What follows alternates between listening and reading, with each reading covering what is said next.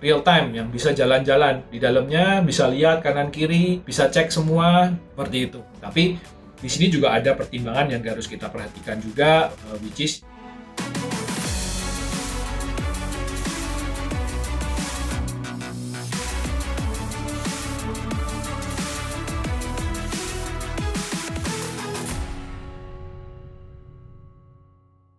media presentasi yang ketiga, yaitu interactive render, atau biasa kita kenal dengan VR, virtual reality, atau AR, augmented reality. Kalau kita sudah ngomong masalah VR dan AR, tentunya ini sudah levelnya di next level presentation. Jadi ini sudah tidak biasa dilakukan oleh orang pada umumnya, dan ini baru mulai digandrungin untuk media presentasi. Karena teknologinya sudah semakin dikembangkan dan semakin bisa digunakan. Sedikit cerita, kalau kita ngomong masalah VR, itu berangkatnya aslinya VR dan AR ini berangkat dari industri gaming, di mana aslinya itu buat main game. Tapi kenapa kok sekarang diadopsi oleh arsitektur? Karena sebenarnya game dan arsitektur itu ada kemiripan. Apa kemiripannya? Yaitu fantasinya, imajinasinya. Jadi ini sama-sama bermain dengan imajinasi dan fantasi. Jadi arsitek ini memiliki sebuah imajinasi, sebuah ide, atau desainer interior memiliki sebuah ide yang ingin disampaikan kepada klien. Seperti itu. Karena balik lagi, ini kelebihannya VR ya. Jadi seeing is believing. Itu kelebihannya VR. Jadi dengan melihat langsung, si klien bisa langsung tahu, oh ini maksudnya. Ini diadopsi karena adanya sebuah problem sebenarnya di dunia industri ini, di industri arsitektur dan interior ini. Seperti kalau kita analogikan, itu seperti telepon game. Apa itu telepon game? Kalau mungkin Anda pernah tahu sebuah game yang dari si A dikasih note, ini kamu tolong bilang tentang, let's say, mangkok. Orang ini ngomong ke depannya dengan cara gambar di punggungnya. Nanti yang depannya mikirnya udah lain, mikirnya sudah smiley misalnya. Nanti yang depannya lagi bilangnya yang lain lagi. Jadi secara urutan, jadi kan ini sama sekarang. Misalnya si arsitek info ke staffnya misalnya. Untuk ini aku punya ide seperti ini. Junior arsiteknya gambar, ternyata keluarnya beda misalnya gitu. Juniornya ke siapa? Ke kliennya, atau si arsitek langsung nih direct ke klien. Si arsitek bilang A ke klien. Oke, klien nangkepnya nih. Oh ya seperti ini, bagus. Setelah itu si klien ini pulang cerita sama istrinya. Istri, ini seperti ini nih. Saya diceritain sama arsiteknya seperti ini.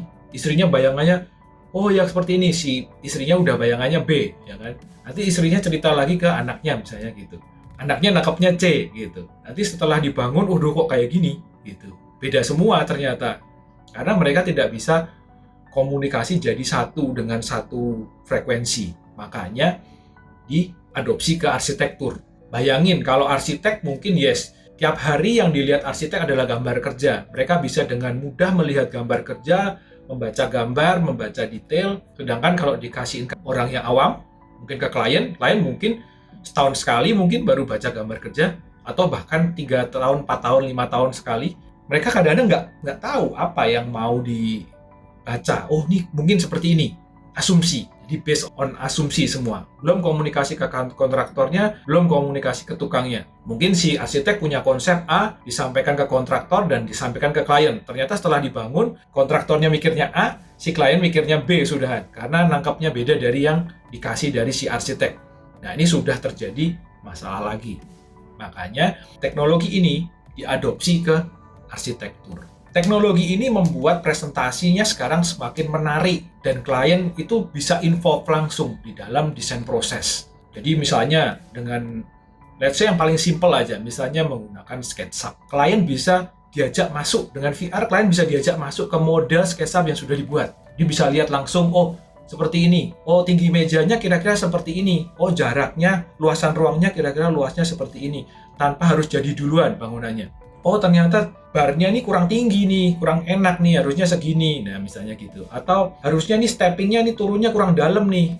Ya kan, saya mau living roomnya agak turun sedikit. Ini masih kurang turun nih.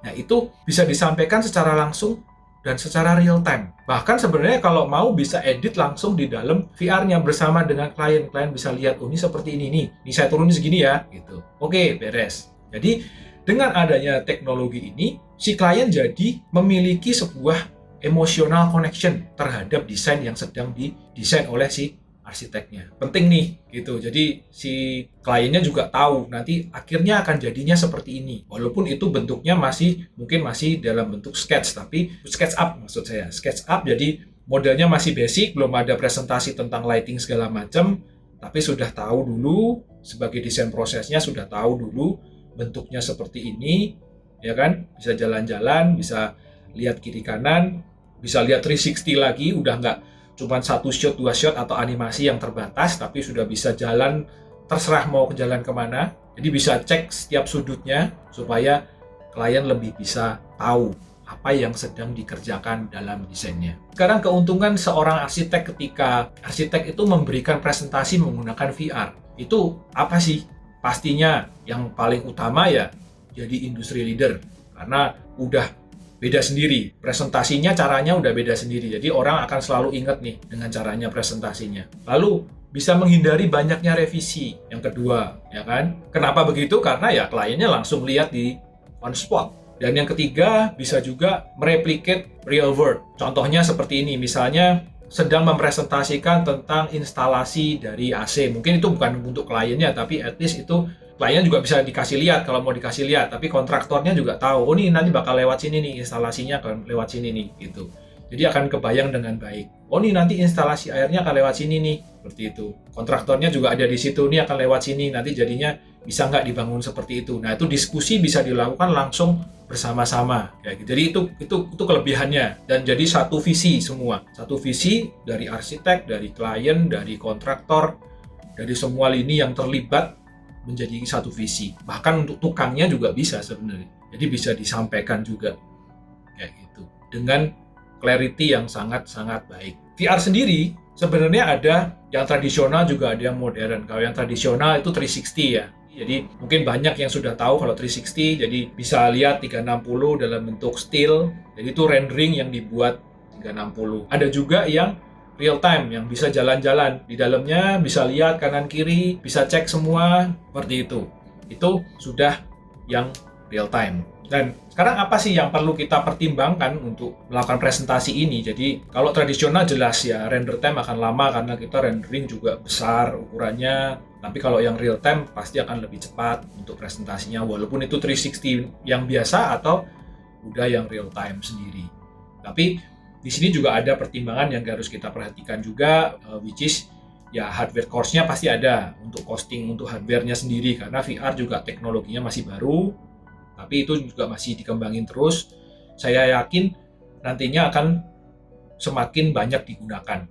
Jadi kita harus bersiap-siap dari sekarang karena itu nantinya akan menjadi next big thing-nya akan dipakai terus untuk di arsitektur. Karena di luar negeri juga sudah mulai banyak yang memakai itu.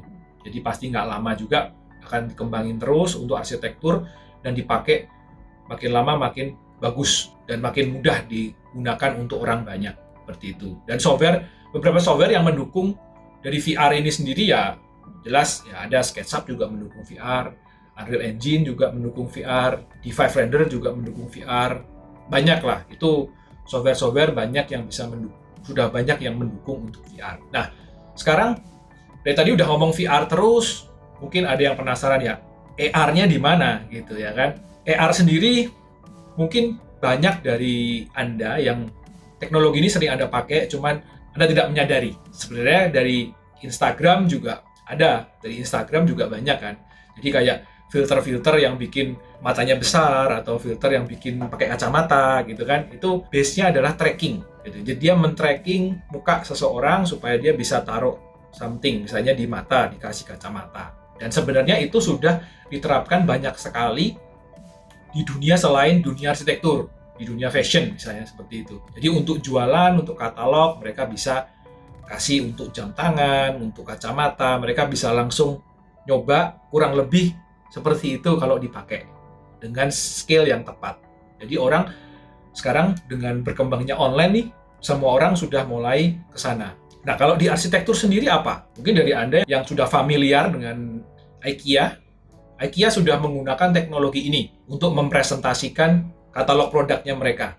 Jadi katalog produk mereka sudah pakai scanning, nanti akan keluar scale dari furniture-nya dalam ruangan yang Anda punya sekarang. Jadi Anda tahu, kira-kira cocok nih kalau pakai sofa yang ini, cocok nih kalau pakai meja yang ini, seperti itu. Jadi itu yang sudah ada di industri ini. Nah sekarang kegunaannya untuk arsitek atau interior design gimana? Kalau itu kan brand besar, mungkin itu IKEA ya kan. Sekarang kalau untuk yang desainer gimana? Desainer sebenarnya juga bisa memanfaatkan hal yang sama untuk presentasi. Contohnya nih desainer interior, ya kan?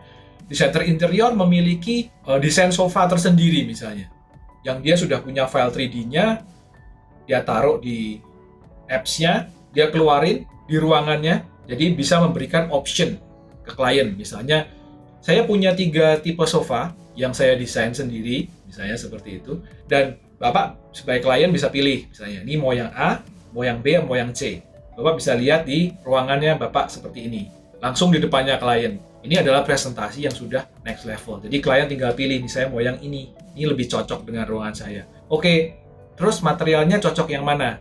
Gitu. Ada warna A, warna B, warna C misalnya gitu, bisa dipilih sendiri. Nah, itu akan lebih interaktif lagi, lebih menarik lagi presentasinya, dan saya yakin klien pasti akan senang dengan presentasi tersebut. Karena dia langsung bisa membayangkan, langsung bisa tahu jika ditaruh di ruangannya dia akan seperti apa. Kalau untuk arsitek banyak digunakan sekarang AR itu untuk seperti penggantinya maket. Jadi misalnya lagi studi bentuk ataupun sudah jadi, kan nggak perlu lagi pakai maket yang kertas lagi, karena kita cukup bawa kertas yang dibawa waktu presentasi, dan kita bawa smartphone. Jadi kita scan di sana, keluar bentuk bangunannya, bisa kita putar-putar, bisa kita lihat dari berbagai macam sisi, dan di sana presentasinya menjadi presentasi yang keren. Bagi Anda yang melihat video ini di YouTube channel, please like and share this video on your social media sehingga banyak yang mendapatkan manfaatnya, dan memfollow 2G Studio YouTube channel. See you on the next video.